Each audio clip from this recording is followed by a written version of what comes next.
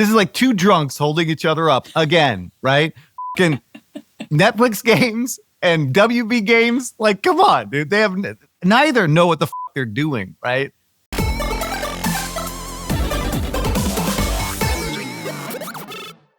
Hello, everyone, and welcome to This Week in Games 361. I'm Jen Donahoe. I fill the marketing and publishing Yoda role on the podcast. Today, we have a special crew, very special crew. But first, Eric Kress, strategy and investing. It's Laura Taranto back for a one-episode special. I guess it'd be my last one before 2025. write in your golden twigs, which is next week's episode, golden twig nominations, and I'll say them for you. Oh, thank you. All right. And extra special guest, and I'm excited to be on the same podcast as you this time. You were here when I was out, is Josh Chandley, performance marketing magician at President and COO Wildcard Games. Oh, you're president now. You didn't update your Slack with that. And I wrote sorry. Performance marketing magician because that's my definition of you. I love it. All right. Awesome. All right. Here's what we have today. There's a lot. We might not get to all of it, but I thought we would just at least tell you what we thought was in the news this week. So we're going to assess Matthew Ball's EA PIF blog. I mean, you can imagine we have comments. How the WB Netflix Paramount drama will impact games. We're going to speculate a little bit. The Nex Playground aims to be the next kids console. I thought this was super interesting with my kids' background to cover that. Nintendo makes an acquisition because Laura loves her Nintendo. UA financing by Josh Chandley. It's a special episode. Sort of apologizes for Black Ops 7, offering free weekends and promising no back-to-back Modern Warfares or Black Ops releases ever again. Not sure that was the problem, everybody, but, we'll get there. Vibe coding as a Gen A platform. Laura wants to muse on that. AppLovin kicking Google's ass on e-comm. Impressive. Rise of countries battling big tech. So is Germany going to help us get ATT killed and bring back IDFA? Cress would love this. And then Australia starts its ban on social media for kids under 16. Very much in the news these days. But first, video game IP is proving to get butts in theater seats because Hollywood can't seem to do it with their own stuff. So I thought I would talk about another win for video games and movies. Five Nights at Freddy's 2 beat expectations at the box office. 63 million, and it only cost 36 million. Still, very, very early to see any impact, but Cress and, I'm sure if Phil were here, you would both start yelling at me. Very early impact. It only came out this weekend. VGI showed DAU increases on all of the Five Nights at Freddy's SKUs across PC and console. Not a lot, but there's some increases on DAU. No impact that we can see on revenue yet, because it's still early. But I was just curious if movie one had a revenue impact. And it did. It was okay. It was only like $2 million. The bigger impact more recently was from the PC console new edition that they did in, when was that, 2021 or something like that. So, Cress, I can imagine this is on your must-see list, right? Five Nights at Freddy's 2? I might have a Mice Nuts. Mice Nuts might be peppered around this whole podcast, but no, Mice Nuts. No one cares. And I don't watch scary movies anymore because my wife is deathly afraid of scary movies. So. I'm with your wife. They're terrible. Everyone likes sleep. Why would you not want to sleep? So let me do a very quick shill. London PGC is coming up in January. We've got a ton of events. So basically for all of these, just subscribe to our newsletter. Go to deconstructorofun.com, sign up. All of the links will be there for you to sign up and apply to attend these events. So we have roundtables. I can now announce that the roundtable, the reason why I was hooting like an owl last episode is Mishka hadn't secured Duolingo as the location, but that is going to be our spot. So product folks, marketing folks, apps and games people, we're all going to get together. There's a supper club and a rooftop mixer with app charge. So super excited about that. No corrections. We're perfect, right, Cress? There was one correction, which I'm going to kind of wait for Mr. Economist to come back because he was making some where winds meet some claims about that, but that game's been around for a while, evidently, and it's primarily cosmetic. So we'll wait till he gets back to talk about that. Oh yeah, Hunter on my team had sent me that game's been out for a while. It used to be primarily a cosmetics-based economy, but they've added some kind of progression features in the mobile app. But yeah, I think that's a good one for us to touch base on. Using clunky payment systems in your game, that's like fighting a boss with a wooden sword. AppCharge gives you the power-up you need. Seamless in-app purchases, global payments, and analytics that don't require a PhD. Monetize smarter, not harder. AppCharge, because your game deserves better loot. In today's hyper-competitive digital landscape, understanding your app's journey from discovery to download isn't just insightful, it's the difference between scaling and stagnating. Enter AppsFlyer, the undisputed leader in mobile attribution and marketing analytics. They've mastered the science of making every ad dollar work harder by revealing exactly where your players come from and how they interact with your app. Their platform transforms mountains of complex data into clear, actionable intelligence that separates winning campaigns from budget-draining experiments. And I know that many of the top game companies leverage AppsFlyer and are a key partner in their success. AppsFlyer, where your app's potential meets performance. All right, let's get into the first story, us going after Matthew Ball yet again. Cress, take it away. No, for the first time, I think, in a while, I actually agree with his assessment of this EA acquisition. I think this is hopefully the last time we'll talk about the EA acquisition because I am actually quite bored with it. But he did write a very succinct piece. You know what I think it is the brevity of the piece makes it much more easy to digest, and therefore I can understand it better. I don't know. But anyway, he's talking about the deal with EA, and he's basically saying the premium was a lot lower than it should have been, given if it was an LBO. Like, the reports suggest that the PIF really wants to expand their reach into other things. And PIF is going to own, the most important thing is 93% of the company. So in essence, this is not an LBO. Fundamentally, this is not an LBO when PIF owns 93% of this company. This is a strategic acquisition, which was obvious from the get-go, but many, many, many people got it wrong. And we'll get to that in a minute. But what he goes on to say is that they basically want to build a sports platform using not only games, but also to buy leagues, build a sports media ecosystem. They want to start with the EA Sports app, betting and fantasy. They are looking for, all kinds of different technologies to help engage and interact with sports, predictive simulations, which they already have with Madden and FIFA, but to make that more ubiquitous. And they're looking to buy live rights across the world on games, so broadcasting rights. So I think fundamentally this is the true vision for this acquisition, is that, again, 93% ownership by PIF is a strategic acquisition. It's not LBO, right? So people like Jason Schreier and all these other guys writing about, 30% layoffs and this is going to be dramatic. They can't pay the debt. All that stuff was kind of bullshit. And what I only wish that these guys, Jason Schreier, Juiced, Reese Elliott, it doesn't matter. Simon Pullman, Mark Dura, David Cole, Michael Futter, all these guys retract their erroneous reporting and write a correction, but that'll obviously never happen.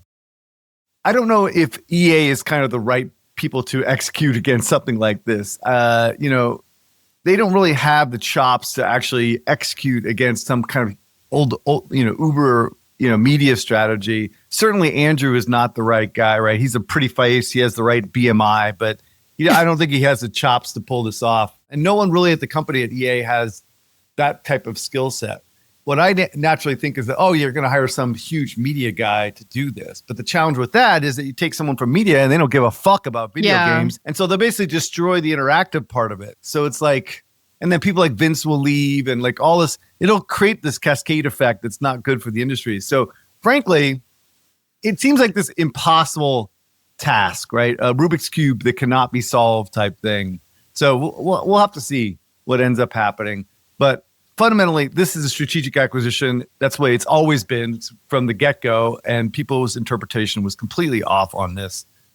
There will be layoffs. I am actually hearing that there are going to be rifts at a low, reasonable level, 5%, somewhere around there, maybe 10% overall. And if you're not part of the core strategy tenets, if you're not Sims, Apex, EA Sports, guy, you're being like my wife. Finishing my sentences. Sorry. If you're not EA Sports, Sims, you guys are work husband, work wife. We kind of are, ironically. That drives me insane. I can't have another. Please. Anyway, if you're not part of the 4 tenants, then there may be some issues, but for the most part, those are probably safe. You're questioning, can EA management do it? But then if somebody else can they do it without destroying the interactive part of the business? And that's kind of how I'm kind of interpreting what you're saying. But what I really want to know is is EA's video game business really the primary source of revenue growth from this? And if not, does PIF even need EA to pull off the interactive part if they get the relationships, the licensing, and all of those things? How important is the execution there to the actual strategy? Maybe video games isn't the crux of this high-level thing. It's all, I don't know. This is where I get over my skis. It's all a lot of tech shit that there's no way these media guys know how to do. Some guy who's doing deals to bring in leagues and bring in broadcasting rights, they're not going to know how to build an interactive tool that helps you simulate what's happening on the field. There's something here, but it's so complex. That's why it's so hard to kind of get my head around it. But I do think that EA and the interactive portion is at the core of what the strategy may be. The question is on the execution side.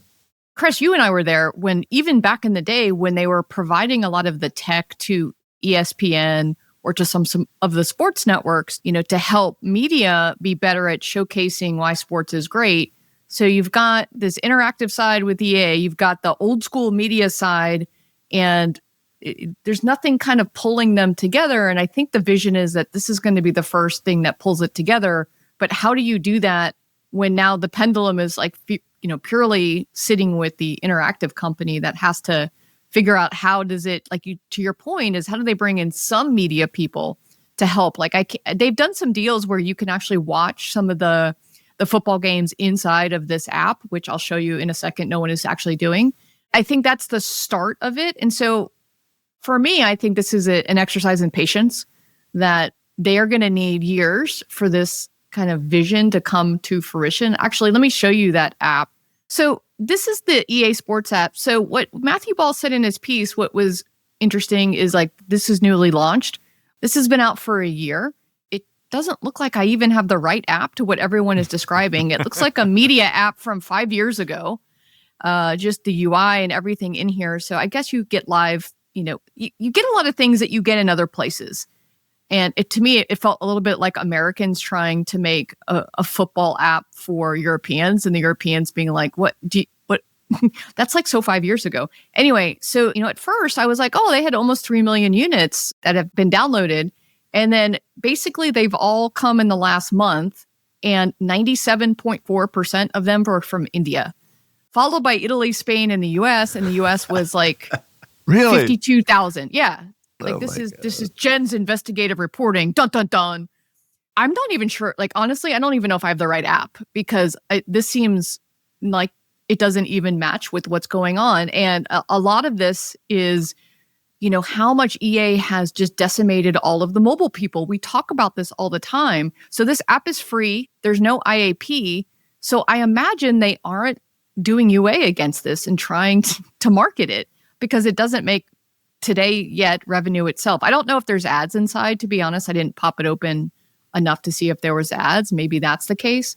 But my only thing to think about is we have to have patience to see this strategy play out, that the tech has to be built, the deals have to be done, but that the future and the idea of this is coming. I don't know, Chris. Yeah, the last thing I want to say is that, look, EA stock, although it was at a reasonable price when it was bought, has been kind of flatlined for a long time. EA management, particularly Andrew, have been looking for an exit for years. They've been trying to sell this company for years. That is fact, evidently. And what I found out was really funny is that Andrew and that guy from Goldman that we talk about all the time, who's made more money in this space without ever working in the space, they have a house right next door to each other in fucking Hawaii, dude. So they're hanging out, drinking Mai Tais, discussing who's going to buy this piece of shit company, right? It's that's the way this shit works, That's the way this shit works. And so is Andrew really wanting to do this kind of shit? Does he really, after all this time as a CEO of a publicly traded company, does he want to deal with the Saudis and fucking all PIF and savvy and all scopely? I don't fucking think so. That's why this is all bullshit. This is all lipstick. No one knows what the is going to happen, right? I think they actually literally probably need new management team in order to execute anything like this, right? And hopefully it's not a media guy that destroys the interactive portion, which we are getting to right now. Yes, yes, let's do it. Let me do a little. I was going to comment. I had such a good joke lined up. I'm like waiting for my time to jump in. Yes, and my joke was going to be, okay, ready? We were looking at the the screenshots of the game, and I was like, maybe they should pull a Duolingo and hire a gaming company to help them build this app. And then I was like, wait, they are a gaming company. Well, maybe they need a media company to help their interactive app be a better interactive app. Yes, it's probably reverse Duolingo. Yeah, no, that's a good call. Oh man, this is in all of my podcasts. The drama. So Netflix, Warner Brothers, Paramount's calling it a dating drama. It's like, if in a couple of years they're going to have TV movies based off of everything that's going on here. So I wanted to talk about this as much as we could from a WB games perspective. What happens to games? This is going to be a lot of, in a sense, speculation, but here's what happened. Paramount on Monday launched a hostile takeover offer for Warner Brothers Discovery, initiating a potentially bruising battle with the rival bitter Netflix to buy the company behind HBO, CNN, and a famed movie studio, along with the power to reshape much of the nation's entertainment landscape. You got even unions getting into the fray on what's going on. So the part that I wanted to do, which was a little bit like rampant speculation, is what is the future of WB gaming? At first, when it was just the Netflix deal, but now it actually might be under Paramount, which Paramount has a really robust licensing team. So if the hostile takeover bid actually works, by the way, here's what Netflix said. When somebody asked them about, hey, if you buy Warner Brothers, like, what are you going to do with the gaming assets? Like, here's what Greg Peters says. While they definitely have been doing some great work on the game space, talking about Warner Brothers, we actually didn't attribute any value to that from a get-go because they're relatively minor compared to the grand scheme of things. Ouch. That's all you need to know. Now we're super excited because some of those properties that they built, Hogwarts is a great example. Thank God he at least mentions the multi-billion-dollar game that came out. They've done quite well, and we think that we can incorporate that into what we're offering. They've got some great studios, some great folks working there. This is him basically backtracking, like, hey, this doesn't matter. So we think there's definitely an opportunity there. But just to be clear, we haven't built that into our deal model, end quote, with my commentary. So based on that, let's play the game. Who's a better home for WB Games, Netflix or Paramount, no matter what the home, and then like what should happen. So let me go first. It's my game. So who's the better home? I'm going to say Paramount. Only because they understand licensing, which is the beauty of this business. Many of you know I worked at Disney and I did licensing for consumer products for many, many years. That business is stellar. That team is stellar. They get that. Maybe they could do a 1 + 1 = 3 with, all of the great brands that are coming in. I don't think it's a home for the studios, however, is the only problem. Netflix just isn't out to make any money. So that's pretty challenging. What should be done? I don't know. Carve it up is what I think. You need to get rid of some of these studios, like TT needs to go to Lego, for example. Some of the studios need to go to really, really good homes at other companies and maybe give licensing to Paramount. I don't know. I'm not sure about Paramount. I feel like I'm watching a bad episode of Celebrity Matchmaker where like all these people are trying to like find like homes with each other. And it's just not, I feel like there's no vibe. I don't know. I feel like Disney should have been in the mix. I'm not sure how, but I could look at Disney, look at Netflix and Paramount and WB. Yeah, sure. They might have the licensing game down, but like, is Paramount a better home?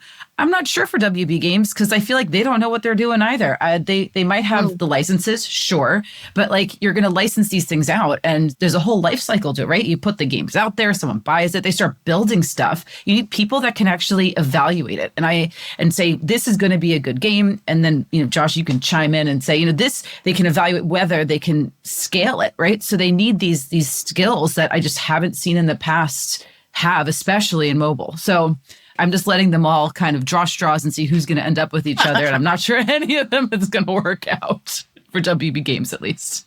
Cress, from your expert strategy perspective, I actually couldn't wait to hear what you're going to say about this. All right. So this is a really complex deal with all kinds of political drama going on. And I really don't want to comment on all that. And frankly, I don't really understand all the drama behind a lot of these big media conglomerates. So not my role, really. But I want to be clear on this. All the big media companies were bidding on this, and Netflix won, and everyone else lost. Like that's the way a bidding process works. So this deal from Paramount is a hostile deal trying to put a monkey in the wrench of Netflix deal that was already agreed upon by the board, right?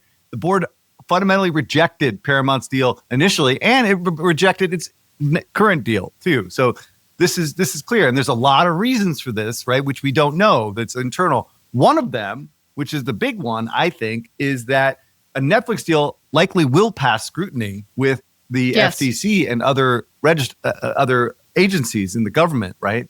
And while a Paramount deal likely will not because of what Paramount is. So that is probably one of the reasons why the Netflix deal sealed better. So Netflix was proposing $82 billion, but they were only going to buy studios and streaming. So that basically puts all their assets outside of that. It's a separate entity, which not quite ideal for shareholders, but nonetheless is what they agreed upon. Paramount deal is $108 billion, but that was all cash, right? And it's the whole company, right? Which is much cleaner from a perspective of shareholders. But again, regular scrutiny is a problem. There's like a $6 or $8 billion like breakup fee too that has to be paid. Not to mention the fact that they already have $40 billion from the Discovery merger. So there's a lot of debt already. This company was only worth like $15-20 billion when they do this acquisition, Paramount. It's a huge pill to swallow. And that's probably the other reason that doesn't make sense to Paramount to do it. Netflix, on the other hand, could probably have this kind of money in the couch, right? At the end of the day, old media mergers like this don't pass scrutiny with the FCC, right? They don't want big media companies buying big media companies. Netflix can be considered a media company, but it's also a tech company, so that might be easier. And it also likely excites investors as well, which is the other part of it, what investors might accept. All right, so I think the Netflix acquisition is likely going to happen, right? That's probably what's going to happen. It is going to take years for this to get through this bullshit, right? This is almost as bad, maybe not nearly as bad as the Activision deal, because you won't have as much international issues, but like, so what are the good things about this? Look, I mean, at the end of the day, from a customer perspective, dude, they have a gajillion franchises, right? Like having HBO, Game of Thrones, Lord of the Rings, DC, Harry Potter, this is brilliant for Netflix. And it makes it so they don't have to build their own, right? They don't have to build their own Stranger Things, their own, licenses and stuff and build that out. So obviously, this will be a huge streaming service, right? They will be able to charge a premium for this streaming service with all this content, right? 100%. Great. Also, they are only taking the good assets, right? CNN, TNT, TBS. None of these assets are really that valuable. And so like they're basically getting the best of the best from this company. And there will be some cost efficiencies. There will be layoffs, but it will probably be more like central tech and things like that, as if they did the deal with Paramount, which is a lot more overlap with Paramount generally. The cons, obviously, this is a regulatory nightmare, almost a $6 billion breakup fee if it doesn't happen. There will clearly be some union issues, right? There will clearly be some problems with union people getting laid off. But the big thing, I think, and the one thing that people are not talking about is the culture clash between what Netflix does on a regular and what HBO does, right? So it's basically HBO versus the algorithm is what I like to say. It's like Netflix is all about volume first. They do have some marquee franchises that are not like that, like Stranger Things. But for the most part, it's volume. In essence, I think it would actually create a kind of like not a very creator-friendly type environment for HBO, which could lead to poor quality, generally speaking. So this is my interpretation, is like, this may look good in the short term because you're getting a lot of content under the same service. But I think what will ultimately happen is there'll be higher prices, with potentially weaker content, because the content will be geared towards Netflix algorithm as opposed to HBO quality, right? And I think this will end up hurting the quality and the type of entertainment that you get on this service, plus with increase in pricing. So I don't think actually this is a long-term good necessarily. Like, I think a lot of things could end poorly for this, but it's likely going to happen ultimately. From a gaming perspective, no one gives a shit. Okay, everyone out there that's all hooing and hawing about games, no one fucking cares. This is like two drunks holding each other up again, right? Fucking Netflix games and WB games. Like, come on, dude. They have neither know what the fuck they're doing, right? And from Peter's own world, I think what you made a mistake is that Peter's from Netflix. So he basically said the quiet part out loud. He said, they're doing great work in the games, but we don't attribute any value to that from the get-go because they're relatively minor compared to the grand scheme of things. That's all you fucking need to know, right? Like they don't care. They don't give a shit. And Paramount could give a shit too. Like they don't give a shit about games, right? So it doesn't matter in this equation at all. There's no transmedia play here. These are just juggernauts in the media space that are consolidating because the regulatory environment is more forgiving right now, right? That's all this is. And gaming, no one cares. Nobody cares, right? So that's kind of where I'm at on this one. It broke my heart. Laura, did it break your heart? It broke my heart. But Eric, I have a question on this two drunks analogy. So if the two drunks are WB and Netflix, where does Paramount come in? Are they the bartender that cut the drunks off? And is Spry Fox like the poor soul that the two drunks tripped over on the way out? Yeah, I get your joke, but this is the games divisions is what I'm talking about. Not the merger. And we should have Heatherly here, who's like an expert on all this stuff. Talk about like all the ins and outs and the history of all these relationships and like how this stuff is done, like and how they came to this conclusion. But we will see what happens. Josh, what do you think? If they can, I would just spin it out. Neither. I have no idea how that would work, but with licensing. But I think that we're games people, so we want this to matter. Maybe it just doesn't to them. I think that it's also kind of interesting from Eric's point of view. The idea of acquiring these tentpole franchises, I think you made a point, Eric, about quality reduction, potential like quality reduction in price increases for streaming. I think that's a really big risk here for us as consumers, because the way I think about the Netflix kind of business model is their tentpoles, like Stranger Things. They acquire us and they retain us, but they don't make money if that's all we watch. We need to watch the slop to make money per like minute. And so if they're acquiring all this stuff to acquire and retain us, they're going to have a glut of that. And so we're probably going to end up with less quality content. And what's going to remain? The slop and the prices going up. So that's my personal take. That's exactly what I was trying to say. It's like, it doesn't end well, really. Like, the incentives are not aligned right here. Continue to do what HBO does. So. No, super concerning. I think they just need to find somebody to help do the licensing for the content wherever it lands, and then sell the studios off to people who actually care. I think for gaming, this is kind of a sad thing all around. This is going to be rough for anyone. If you're, at WB, even if you're at Netflix, like, I mean, that's a whole other topic, but they're clearly already not getting the love. And now if you're Warner Brothers games, who are like some of those studios are Avalanche, who did Potter, or who did the Batman series? Like, there's some TT, right? Like, these great studios. Or, I mean, if I were them, I'd be like, shit, like, where am I going to land? Yeah, I mean, they're kind of dead already, to be honest. And Netflix's strategy is completely different now, right? They're not going after.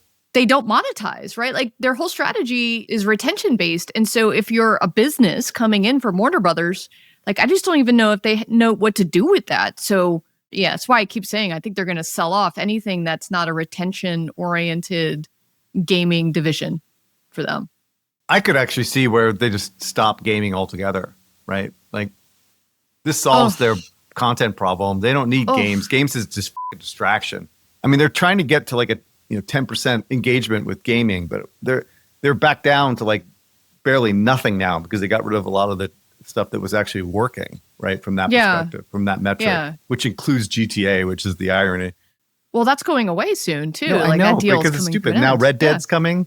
Like, it's the whole thing is fucking dumb. They're gonna collapse upon themselves. And if they're think about this. If Netflix is buying WB games, why would they even care about what's going on in the gaming division? It's a total distraction. Well, they don't. I mean, and that's the bummer is they said they don't. So this relates a little bit to the next story that we have is, so I've done a lot in, kids and family gaming in my gaming career as well as in my toy career, but consoles and video games, used to be for kids. Like, I don't know if you guys remember playing like Atari 2600 or NES. Okay, now I'm dating myself, but Yes, you are. the consoles used to be very, very younger kid oriented, and it's no longer the case. So the Nex Playground is a $200 Android-based console that just outsold the PS5 in unit sales in the US in November. So I thought that was like, oh, that's an interesting stat.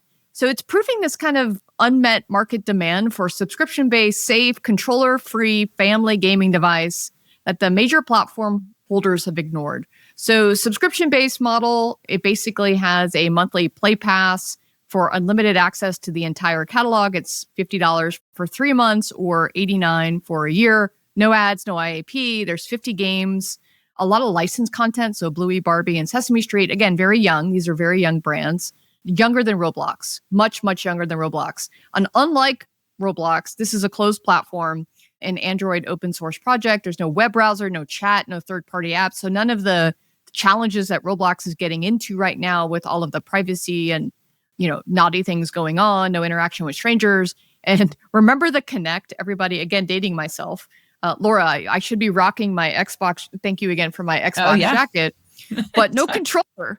It uses a built-in ultra-wide camera and AI motion tracking technology to detect player movement. So this is why I brought this up, is I often talk about that there's a gap in the market for platforms and opportunities for younger kids. So now that the Switch is, by the way, a base unit of Switch 2 is $450 US, and you don't even get a game with that, right? So now you got to go buy a game, which now Nintendo games are $80, and you need another controller, and you need a case, and like $600-700 later, a parent can now have their kid have a gaming platform. However, you also have PlayStation, which pretend like you have a PlayStation in the house. They just absolutely crushed it with Astrobot. Roblox is a key reason why kids are announcing that, hey, I want a PlayStation so I can play Roblox. I know that sounds crazy, but it is something that happens. On the other hand, on mobile, Apple Arcade is actually doing a really nice job filling that gap. So Netflix did announce that they're going after kids. It is a pillar for them. We haven't seen much coming out of them yet. I do think that is at least something that makes sense because you've got content and gaming come together. So anyway, this story kind of highlighted the need for this younger kid market. It feels like it's really underserved. This could be a really good fit, this Nex Playground. Cress, I know this is a smaller segment in gaming, and I know this is a little bit mice nuts, but in a world of gaming is stagnant, this is an underserved audience. What do you think? I think this is kind of like Wii 2.0 in a way. Kind of, yeah. It does fit a niche that's very unsupported. The subscription makes sense for the children's market in particular. Hopefully it gets them the off Roblox and that like deviant behavior on Roblox. It's really honestly not really clear what the viability is from a content perspective or profitability. I mean, I know the content's cheap. They can license some content that's motion control. I think the controller limits really the type of content that you can have on a device like this. So that also reduces the price. So the entry level is a lot higher because controllers are expensive. They're a pretty sophisticated piece of tech, right? But this thing makes sense. Like this fills a niche, right? This compared this to Ouya back in the day, the first Android device, right? Like Ouya. They had no content strategy, right? At all, right? They just threw this thing out there expecting to compete against the big boys, right? It made no sense, right? Or Google Stadia, which was basically targeting an audience that was completely satisfied by the consoles, right? Like the strategy was so dumb for Google. But again, this device is great for families. It has the right type of content for families. It has an attractive subscription model for families. It's basically Apple Arcade for home use type thing, right? And what I think is like Apple should acquire this thing and integrate it within the tech and with the Apple TV, and make that like a viable device from that perspective, right? But it is kind of mice nuts in a way, like it's not going to scale, I would think, but it's still like a really smart strategy, just a well-executed strategy against the box like this. Oh my God, I can't believe I got this out of you. Thank you. I'm surprised too. Some people are going to have to make plays at very specific audiences and deliver a product and a feature set and a price point that actually makes sense for them. And I think that they're doing that in a great way. And I think you're right. Given Netflix, given Apple Arcade, these are great. I mean, somebody should go buy them and build them into those services. So you've got, in a sense, what that is. And for me, I actually think we should bring back the old NES controller that just had the D-pad and 2 buttons for this kind of a market to make it just a simple, really basic controller. I don't think you need the $78 dual stick, dual shock PlayStation controller for a 5-year-old. I just don't think, let them graduate into that. I'll play Eric Russ on this one. I don't love it. I think it's cute. I have a 3-year-old, and so I want to find ways to start integrating gaming into his life over time. The Kinect analogy is real. I had a Kinect, and its primary job was gathering dust. And so I worry about retention of usage. And if it's going to be a fad and not be selling consoles in a couple of years, the PS5 analogy is interesting, but the PS5 is 2x the cost, and it's incredibly mature. And so I don't think we're going to see 5%, the total units sold on a lifetime compared to a PS5 when the user base is that low and the revenue per game is going to be that low. And you're dealing with potential retention issue on the sub side. Is it really going to have long-term supports for game production? I worry about the lack of the Kinect effect and how engaging that way of interacting with a video game kind of retains over time. With a sub plan, okay, maybe this is arcade, maybe it's Game Pass. I would like this to exist because I need this kind of a product for my kid, but I don't think this is the one for me. All right, we're gonna get you one, and I want a full. Shit. Okay. I want a full report. Okay. I think he's only 3 though. I'm not totally sure. Like maybe in a year. Okay. All right. Fair enough. Actually, I have a question. If you get Josh this thing, Josh, what I want to know is your kid's 3 now. My wonder is at what age are they going to grow out of this and then end up graduating to another console? So what's the longevity in kid years of one of these devices? That's actually really interesting. 7, 8. Yeah. 7 or 8 for 4 years. But but that's okay. It's $200. Is it? I mean, just think of when you take a kid to a movie, you just dropped $50. Oh, I have no kids. Okay, sorry. When someone who has kids. So when you think about, and so the fun per hour that you can get from a device like this is incredibly high versus you take a kid to a movie and buy them popcorn and you get 2 hours out of that experience for $50 and now 4x that. And now you can have hours and years of gameplay and it's active. So the other thing we didn't talk about is the physical activity involved. Because if you think about, so yes, I agree, Kinect sucked back in the day. But with AI and motion control, I bet that there's actually something there. Now that we have better actually abilities to doing this, you limit everything. So anyway. Kinect sold 10 to 15 million units in 3 fucking months, right? That's more than Steam Machine sold in 3 fucking years, and it failed. Don't get me wrong. It failed miserably, right? But it was a good piece of tech and it was really well regarded by the folks out there, right? So it's that's actually a success in terms of a peripheral, right? This isn't even going to even get close to that. And neither is the Steam Machine, right? The Steam Machine is never going to sell that many units. It's obscene. It's absurd. But then my point though, if it is a little baby box that has the Kinect capabilities inside of it already, isn't that a play pattern that has a proven use case that now has better tech? Yes, but if that didn't work from a motion control perspective, then I don't know if there's an audience for this, is what I'm trying to say. I don't know. We'll see. Yeah. So, no, but I actually, the only real last point I want to make before we move on, because we spent way too much time on this, which is a podunk thing, total mice nuts versus the $82 billion merger, right? But is that at least this was well thought out, right? They have a target, Correct. They have products, they have target market, they have a subscription, right? Versus the Steam Machine, which wasn't thought out at all, because 85% of the revenue that's driven out there, and there was some reporting on this after our podcast, is that 85% of the games that people spend money on don't even work on the Steam Machine, Steam OS. It's crazy. You cannot build a product that has no compatibility, right? At least this is servicing a well thought out product. All right, moving on. Great. Game devs. Here at Heroic Labs, we know that great gameplay is what players love, but integrating metagame features like challenges, progression, and rewards is crucial for retention and monetization. But coding them is a tedious and time-consuming process. That's why top studios have turned to Hero from Heroic Labs. Hero provides a complete suite of battle-tested metagame features that are quick to implement, letting you spend more time on the core gameplay experience. Ready to ship fully featured, engaging games? Check out Hero today at heroiclabs.com. Stay ahead of the competition with Sensor Tower, the trusted source for mobile marketing intelligence. Whether you're tracking trends, benchmarking performance, or scouting the next big hit, Sensor Tower delivers the data that drives strategy. Dominate the charts with Sensor Tower. Hey, are you building a game, launching an app, or considering an acquisition? Well, in that case, Deconstructor Fund Consulting is here to help you out. We do everything from market research to go-to-market strategies to live ops optimization and due diligence. We're trusted by some of the most beloved game development companies, makers of tools and tech, as well as some of the most renowned investors.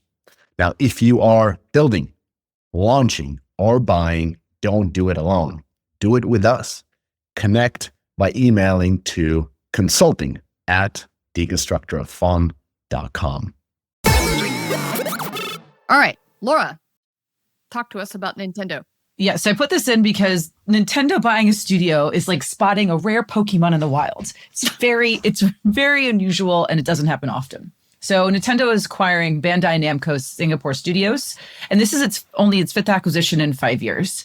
So they're not kind of into splashy big deals like, Warner Brothers and Netflix. They very much want smaller studios they've already worked with, very into building trust, partners that can come in and be part of that first party Nintendo family. Singapore studio, they've supported titles like Splatoon 3, Tekken 8, Soul Calibur 4, Ace Combat 7, and has about 60 employees. So it's tiny. And just, it aligns with the general strategy of Nintendo CEO Furukawa, expanding internal development capacity ahead of the Switch 2 era. So this is them setting themselves up for success, that they have a Switch 2, this now expensive device, going head-to-head with Nex and Android's device, not really, but for dramatic effect. And what they want to do is just increase their output of titles per year and have major tentpoles because, yeah, I love Nintendo. It's why I picked this in. I'm like, ooh, wait, Nintendo. But what I also want from them is their game quality is super high. It's just very slow production. The only thing I wanted to call out is, yes, is it good? Yeah, it's relatively low risk. The only thing I want to see Nintendo move into, and I don't see it with this acquisition, but hopefully this is the first of a couple, is that Nintendo is still pretty weak definitely in the mobile space, and then also in the cloud space. So are they getting better with kind of online multiplayer? Sure, they're getting a little bit better. I think, what was it, Mario Party Jamboree, 20 players, but I don't think it's there. And the Pokeball of M&A is still in Nintendo's grip. So I do think that we're going to see a couple more, but I'm hoping that it's in more than just kind of putting in their big family and making that a little bit bigger. No comment on the jokes, but it's funny you say I have a take. My first note is no real take here. I mean, this is kind of interesting because purely the opposite of this big speculative Netflix thing, and then this even more speculative EA thing where it's super forward-looking. This feels like they're just formalizing existing relationships and kind of methodically solving kind of just production capacity challenges without overly leaning on things like fully outsourcing. I think it's just disciplined, and it's boring, in a good way, but it's a pretty just normal business move from my perspective. All right. Let's go to Josh. Your top. I'm so excited about this topic. It's my chance to learn about UA financing through a news article. Go. All right, let's do it. So PBX taps more than $250 million for user financing. It's being committed across 20 companies. They also raised an almost $5 million seed extension. The model is essentially, it's cohort financing. They fund your UA, you repay the principal and the cap revenue share from those cohorts. They claim to take some of the risk, which is to some degree technically true. And it is a very fast growing, but still small part of the capital market for gaming. I'm not a massive fan of this part of the industry. So first, committed isn't deployed. It's a headline number. I don't know how much has gone out the door, but non-dilutive is their big selling point. And it sounds great until you remember credit card debt is also non-dilutive. It is non-secured, it's non-dilutive. It's still very expensive debt. The reason that we're seeing so many people coming into this space is because they're charging extremely good yields from them from an IRR point of view, because there's not a whole lot of other chances right now. If we were seeing more VC activity in this space, or more investments in general, we'd be seeing a lot less of this. I've evaluated these companies very, very closely, and it just wasn't economically viable for us. One of the big challenges is that when you start to hit really big scale, not Scopely scale, but like, big boy scale, you want to be hitting a 30% IRR. Like, even if you double your money, that means I'm saying you want to double your money over 2-3 years. And IRR, you could kind of call this one a credit card, that like your APR. And there's very little regulation right now around this part of the industry. And so what isn't as clear is, well, the APR for the credit card, if you actually compare credit card debts to these kind of cohort financing tools, the actual effective interest rates, what they call it IRR, very, very similar to credit card debt. What is it? What is the VIG? Is it 13%? 15%? Somewhere on there? You have to talk to them and figure out what the deal they're willing to give you. But I mean, think of it like this. If the VIG was 13% for PVX and for these smaller size ones, like what would General Catalyst be charging? Because they're doing this with at scale clients. Right. If you're spending, $5-10 million a month, you're not working with PBX, you're working with General Catalyst. And then General Catalyst is giving PVX and these other smaller companies cash to go and do the smaller deals. Right. Let's pretend the IRR is like 10-15% for General Catalyst to be worth it. Well, what's it going to have to be for PVX for them to both make money on that deal? Yeah, right. Probably 15 to 20. More? The numbers that I've heard are higher. Okay. That's crazy. I'm using the term credit card debt descriptively. Yeah, okay. And the other kind of concern that I have is a lot of the marketing, again, because like there's not much regulation. You can say things around this kind of debt that you can't say around credit cards. And the other thing that you're going to hear a lot is, well, we take the risk with you. And so let's talk about what that means. So let's say you're buying at 150%, just to make it easy, right? And they're going to charge you 20%. That means if you have a really bad cohort and it underperforms 20%, so it goes from 150 to 120, they still get paid normally and you get nothing. How much do they have to underperform? Do you have to underperform for them to really lose money on the deal? A lot. But when you're now basically increasing your CPI from 100% to 120%, or whatever number it happens to be, what you're actually doing is you're leveraging. Instead of going from 150% to 130%, let's say, if you've got a bad cohort, you lose 20%. That would have been a 40% drop to your yield to run your business. Now it's a 70% drop to your yield to run your business. So what it does is these studios that are taking on this debt to grow, they're accepting incredibly high volatility in their outcomes. And they're targeting, in general, companies that need to use this financing that can't go with PVX yet, or can't go with General Catalyst yet, and bigger companies, not $100 million, $200 million companies, relatively less mature cohorts, relatively less mature organizations. These are the ones that are going to have that volatility in the first place. I've heard some stories with people working with PVX specifically where it's gone really well. I've also heard stories about financing in general in this area where it's gone, it's killed companies. I had a keynote a couple of months ago, Games Forum in San Francisco, and we were analyzing this kind of financing in real time at the time. And we did a case study about what if we signed the deal versus if we didn't sign the deal. For Wildcard, I literally wouldn't have a job right now if we had signed the deal. So Wildcard is a case study where at the time, it would have killed us. Now, at the time, I can say that because, well, it wasn't cohort financing at the time. It was receivables financing, like a different play with the same kind of interest rates. It was Pollen VC, and it was just like 2% a month, basically, interest rates, which, is a legit credit card interest rate. This is where I think it gets a little bit sketchy because they're talking to people that are very unsophisticated on financing. And when you say 2% a month, it sounds like nothing, right? But 2% a month is a lot of money, dude. It is a lot. But you're only going to borrow it for 3 months. Yeah, it's what does it really mean? It's not a whole year. It's all obfuscated. Yeah. But if you understand what their core tenets are, and you actually said it not very eloquently, but you said it, is that General Catalyst wants to make 12% or more, and PBX wants to make a percentage. So therefore, they have to make between 15 to 20 to 25% to be whole, right? You're going to pay that, right? So anyway. Well, if it's your only option to unlock scale, then maybe the risk is worth the reward. Right. If you have other options. The truth is the growth capital is not cheap, right? And particularly if you're buying equity, like VCs coming in there and taking 20 to 30% of your company, I totally get that, right? Like that is somewhat true, right? To maintain ownership of your company, but it's not cheap capital the way they describe it, in my opinion, anyway. And there are a shit ton of companies that are coming out of the woodwork doing this kind of financing. So it's meeting their return expectations in terms of total return. I know. What the fuck? Bitcraft's. So Bitcraft is doing it, right? And when I was at the Bitcraft conference, someone actually said to me, it's like, first of all, this type of activity is not fucking venture capital, dude. That is insane that any venture capital company would actually do this type of thing. Because what he said was that venture capital is like mining for gold. UA financing is like searching for change in a seat cushion. All right. So anyway, this shit makes no sense at all. Just so it's not entirely one-sided, I'll make the bull case. Here's the bull case.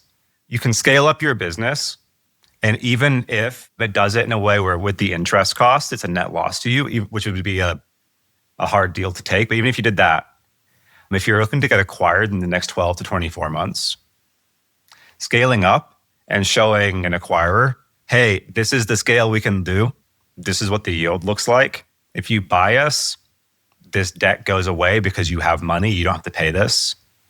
This is now exactly the asset that you're going to acquire. That has a business case. Dude, we're not doing a Ponzi levered buyout bullshit scheme, dude. What is this? Why are you suggesting that? The final point. The final point. De-risks for the acquirer side. Oh my Lord, dude. That's how bubbles are created. Okay, so by the way, and then the $250 million in capital, they have access to $250,000 in capital. That $250 million in capital doesn't mean they've deployed $250 million in capital. That's critical. And to put this in perspective, General Catalyst has $43 billion in their assets, right?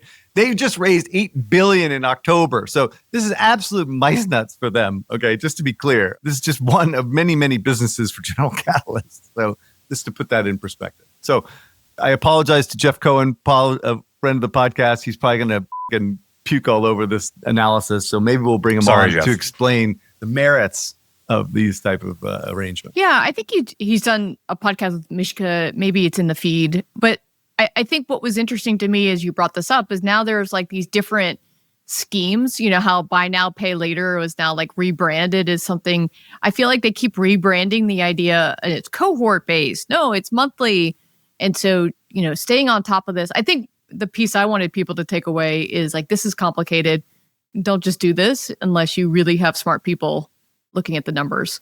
This is an easy way to get capital. Yeah. If you're scaling UA and you haven't even asked like, hey, okay, so I'm paying my big ad network net 30. Hey guys, if we scale, can we do net 60? There are conversations that you should have first that would be much easier and possibly even free. And I think it's disappointing that some studio executives don't even have those conversations before they just layer on financial products. That's good advice. Like, just change your terms. They'll do it. Yeah, interesting. All right, quickly, Chris, why don't we do this one because we have to? I mean, just quickly, Call of Duty is out there kind of apologizing for the state of their IP. And basically they said they will no longer do back-to-back releases of Black Ops, which how in the did we get here to begin with? You know what I mean? Like, where's the mea culpa on why this was done at all, right? And so, like, this doesn't explain jack shit, right? In terms of, like, why they're mis-executing on this. They've never done back-to-back Call. They did Modern Warfare back-to-back. Did they? Yes. Okay, that was a mistake, too. Yeah, the early... Yeah, no, exactly. The early aughts. Anyway, the point of the story is that, like, things are really f***ed up in this division, clearly, and they're acknowledging the fact that they're struggling this year. And part of it, obviously, is because they didn't really innovate as much, or we need to see innovation back in the franchise. And I haven't heard anything about next year's version, so we'll see what happens with that new version. But if they really kind of screw the pooch next year, like, they are going to lose their dominant market position. And that is all because of Microsoft. That has nothing to do with Call of Duty, Treyarch, and those. It's booty. It's Sarabon. It's all those guys that are managing this Laura. shit into the fucking ground. Okay, I just want to be It's clear not on this. reflective of my opinions, just FYI. So like, this is a direct result of an acquisition that should have never fucking happened to begin with because they don't know how to manage studios. It's not strategic. Moving on. All right. God. All right, changing topic. Yeah. So AppLovin beats Google on in-app ads. Black Friday was a really big deal. We saw in October, AppLovin fully launched their e-comm on in-app ads. On Black Friday week, so we saw something crazy happen. AppLovin just beat Google on their crown jewel e-comm on Black Friday on Google's own operating system where they have the largest overall data advantage. The trend line of this story is kind of shocking to me, where a year ago, Google and Meta owned e-comm almost entirely. Last month on in-app ads, it was a toss-up on Android, and now AppLovin's, pulling ahead. I think this is a key story for mobile UA and how we grow our games. Because from two aspects, like one is that Google and Meta should be deeply concerned. Like if Google can't hold Android on in-app ads, what line can they hold? This was supposed to be their home turf. iOS was already decided. AppLovin's taken 90% plus market share on in-app ads for e-comm. Android is where Google should be catching up and running up the score. So I think that's just a fascinating turn of events for the ad tech side. But for gaming, what we're seeing is an incredible growth in e-comm on in-app ads. And that's actually a headwind for us as we're seeing AppLovin do this. Ignoring ad monetized games, just looking at the IAP monetized games, if you're Scopely, you might have a third of your UA spend going to in-app ads. And if all of a sudden half of that inventory is getting bought up by e-comm, that's a 15% reduction in your UA spend just on pure competition. That's a real headwind. Dude, aren't you bearing the lead here? Isn't there just more demand and therefore the price is going to go up? Right? If you have 15%, you're saying half your inventory is being taken by e-comm, and like, don't you have to pay more to get that actual inventory back? Isn't e-comm going to create this huge uptick in terms of UA costs for Scopely and the rest of Dream and all these other Game guys? devs, yeah. It's very possible. Now, for the ad monetized game studios, they're doing great. But yeah. Oh, right. Okay, so, but AdMon is fucking mice nuts compared to actually in-app purchases from a gaming perspective. 25%?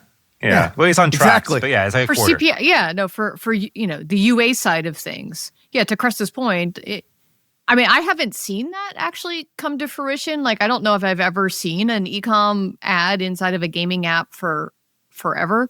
So this must just be something that's taking up. But to Cresta's point, that's correct. Like, if the impact of this is increased competition, do CPIs go up or do they, in a sense, go down because, maybe they're moving through more? All right, this has always been the risk of them going into e-comm so aggressively is that this inventory is going to be taken by e-comm companies to the detriment of in-app purchase. Correct. Yeah. No, if it's more expensive to acquire users, you're going to get less users from an acquisition standpoint. And this is the whole point. AppLovin doesn't give a shit about your company and user acquisition. They care about making money, right? So it's like their incentives are super aligned with doing is whatever they can in order to optimize their network, whether it's e-comm, UA, they don't give a right? And so like, this is why this market is so dirty, right? Because there is no partnership at all. It's just, it is literally like whoever has the highest bid, right? So it's like, it's an auction house. Yeah, it fucking sucks, right? It sucks. And UA costs are already up 60% since fucking Apple's transgressions. You can imagine what this is going to look like in 2 or 3 years. It's going to be a disaster because there are no fucking alternatives. We've heard from the grapevine that Facebook is actually really aggressively trying to get back into the space. So maybe they can create some kind of alternative with some new tech. But like at the end of the day, like fucking AppLovin owns this shit and it's not good. It's not good for the industry. Crazy. So just because of a fun fact for Jen, because she made an interesting comment, 2 interesting facts that make targeting and ad targeting very interesting. 1, I have also never in my entire life as an ad monetized game studio owner seen an e-comm or ad like that in my game. Yeah. And yet, on both platforms for rewarded video and interstitial, the top advertiser is e-comm. Dude. Yeah, exactly. Because you and I, we play video games. And so they show us video game ads. Yeah. But our top advertisers right now are by volume it's e-comm, and that's new. Oh, okay. It's absolutely insane, the change that we're seeing. Thank you, everybody, for buying my inventory through AppLovin. But the e-comm quality that we're seeing is garbage. AppLovin's doing it with like the actual companies. So Google is coming in with like Saks Fifth Avenue, with Walmart, Temu, Amazon, and then AppLovin has like Saker Plus. Who cares? Which is like the Temu of just hardware. See, this is the thing. Blowing up because the tech is so okay, good. Josh, dude, you say this, but you don't give a shit as long as the bills are paid. I'm as long as the bills are paid. So you can make qualify about what kind of ads. Who gives a fuck, right? Like, give me the money. Show me the money, dude. No one cares, dude. That's what advertising's all about. Yeah, so for the ad monetized studios, this is probably a tailwind, where what we're seeing is any challenges that we're seeing on the in-app ad space, we don't mind. Because if we lose a little bit of volume buying through AppLovin and Unity and et cetera, but our LTVs are spiking because of the competition, that just means we can go more easily buy on Meta, TikTok, Google, everywhere else where we were less competitive. But now we can bid more and have the same ROAS. So for us, it isn't really impacting us. It also has some potentially positive effects where in e-comm, if Scopely buys my ad and pulls a player away, that player just left my game. If Saker Plus shows an ad in my game and someone goes and buys a fucking wrench, does that wrench cause them to permanently leave my game? And so one thing we think about in AdMon is the revenue per churned user from an ad.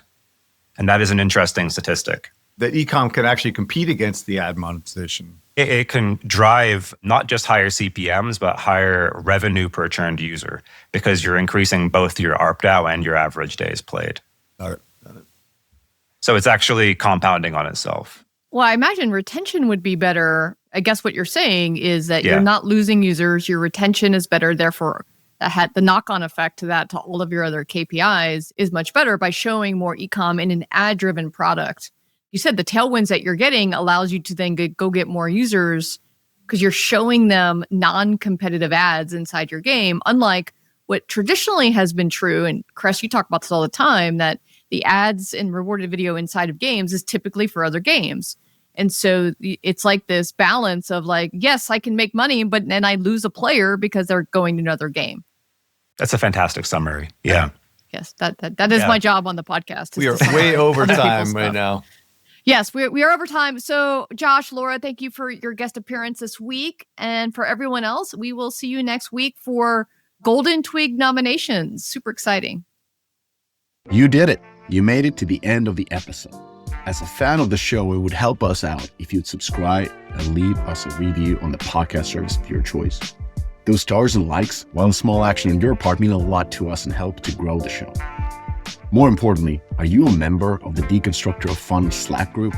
If you have 5 years or more of games industry experience, go to deconstructoroffun.com/Slack and apply to join. Join the games industry best professional community filled with peers always willing to lend a hand, or subscribe to our newsletter to get all the latest insights from the Deconstructor of Fun content creators. Thanks for listening.